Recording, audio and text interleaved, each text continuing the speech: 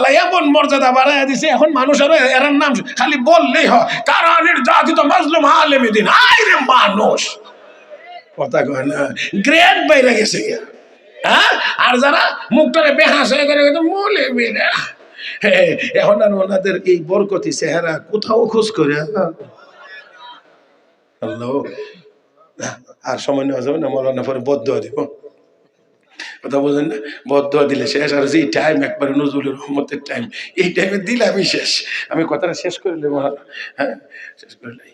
আরে একটুকু অধিকার তো আছে, কথা বুঝে না, আছে না? আছে, আলহামদুলিল্লাহ।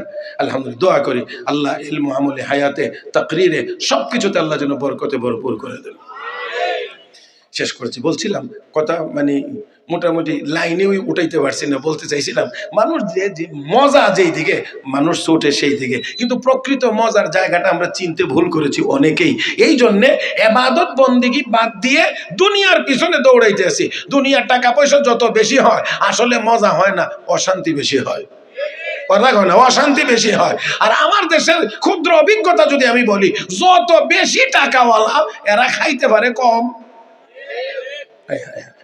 যত বেশি টাকাওয়ালা এটি খাইতে পারে কম, আর যেটি কম টাকাওয়ালা এটি খায়া। এই জন্যে এই আমাদের বাংলাদেশে দুইটা নিয়ামত গরিবেরা বেশি উপভোগ করে। একটা হইলো ভাত আর একটা হইলো ঘুম।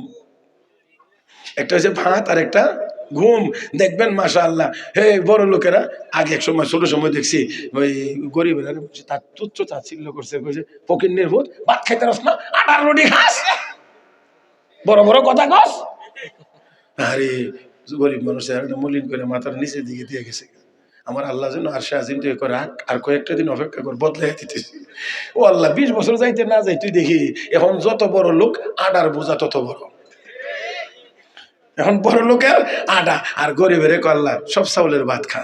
এখন মোটাটাও খা, চিকনটাও খা, ফুলাও খা, হেটাও খা, সব খা।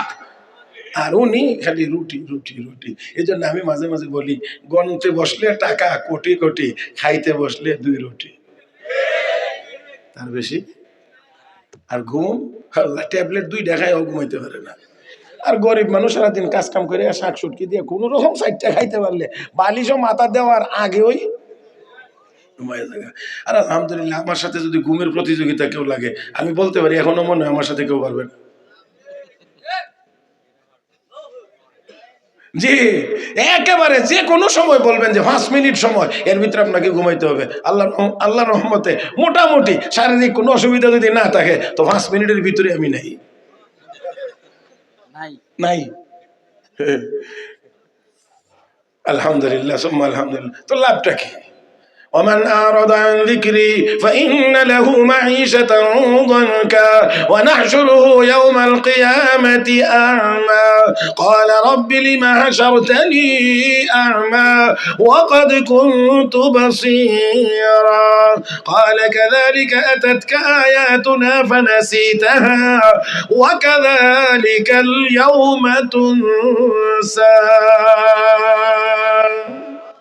আল্লাহ কয় দুনিয়ার পিছনে দৌড়াইবি, আমার ইবাদত বাদ দিয়ে তোর জীবনটাই সংকীর্ণ হয়ে যাবে। সম্পদ থাকবে, খাইতে পারবে না, সম্পদ থাকবে, আরাম করতে পারবে না। আমার ইবাদতের পথে তোর কলব সবসময় শান্ত থাকবে।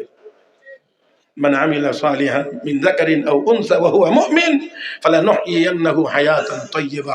আল্লাহ পবিত্র হায়াত দিবেন, পবিত্র হায়াত, শান্তিময় জীবন দিবেন আল্লাহ রাব্বুল আলামিন। তাই আসুন, দুনিয়াতে আসলে দুনিয়ার কোনো জিনিস, কোনো পদ পদবী, কোনো কিছুর ভিতরে প্রকৃত আসলে মজা নাই। মজা আর স্বাদ হলো আল্লাহর ইবাদতের ভিতরে।